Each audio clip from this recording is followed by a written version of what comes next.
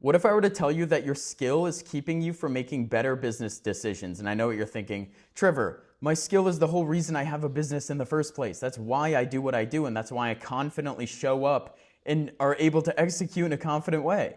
And the whole premise behind this, there are two major negative consequences that your skill sort of produces. And the first one is Maslow's law. It's the law of the hammer. And so when all you have is a hammer, everything looks like a nail.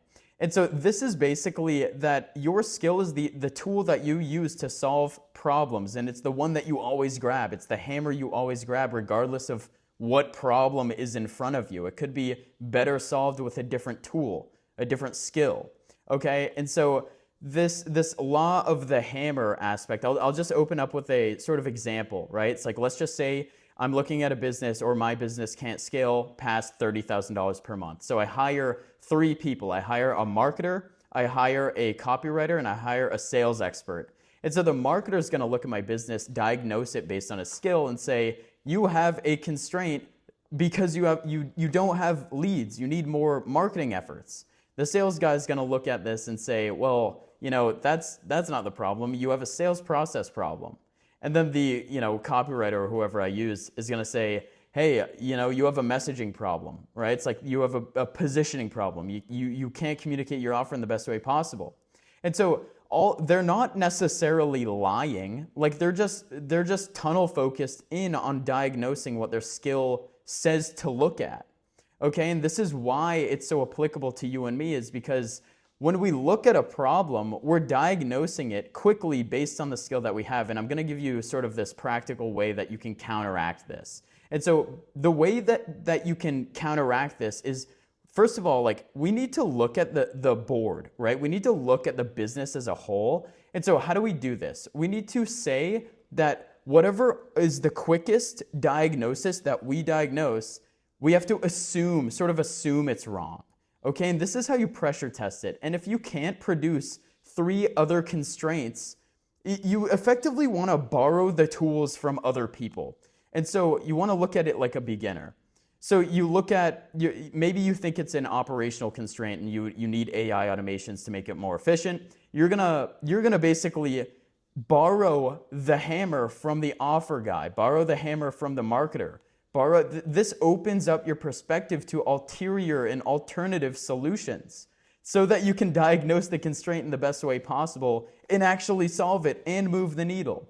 Okay, and so that's one way your skill is keeping you stuck. And the other way is number 2. It's effectively the Einstein-Lung effect. And what this is basically that the more skilled you get, the blinder you become. And so the first one is about the tool selection. This one is about the perception of the business and how you can see. It's more visibility. Okay, and so an example of this is the chess master example. And so let's just say, for example, there's a chess master and he is presented with a board with various pieces in which there's the familiar pattern that he knows and he sees, and then there are other patterns that are better alternatives and better solutions to solve the problem and win the game. And so there was this eye tracking software that looked at the chess master, and he didn't even realize the other alternative solutions that could have won the game, but because he didn't see them, his expertise was so focused that they literally could not see the other options that would have won him the game. And so that's why your expertise can narrow your scope so much that you don't even know they exist, these other solutions to actually solve the problem that you have. Okay, and so the first one is about tool selection. This one is about visibility. And this all really comes because it's like when we look at the strategy in the object level, right? And so in terms of meta thinking and meta analysis, we need to observe it as basically a beginner.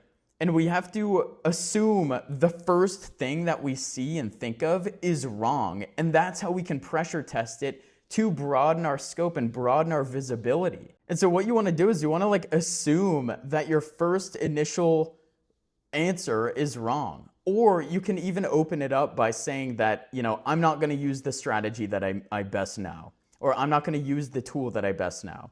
And this happens all the time with online business. If you're skilled in one thing, you're gonna think that the reason you're not growing is because of that thing. And so if you're good at content or you're good at marketing and you're very, very skilled at that, and then you get to a point in your business where, you're making content every day, you're posting, you're publishing, and you get to a point where you're literally on the volume side, you're good, but you can't scale. And so you're gonna think that I just need to do more of the thing. I need to do more content. That's why I'm not growing. That's why I'm not scaling. But in reality, that's the whole thing that I'm trying to communicate to you, is that your skill is literally narrowing your visibility and the available tools that you use so you can grow. And so you can improperly diagnose things within your business, and it's just not going to move the needle.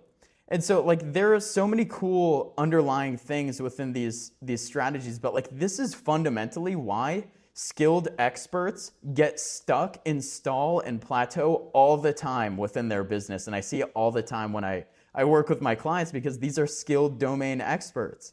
And it's something that we have to rework, and we have to look at different ways to open up their brain and see the playing field in which they're operating in, so that they can make better decisions and grow the business and surpass and blow past that plateau, blow past that ceiling, right? So it's like the more narrow you go, the more blind you get to anything that lives outside of the scope. And so sort of coming back to the chess master, he's saying that you need to be able to see the board.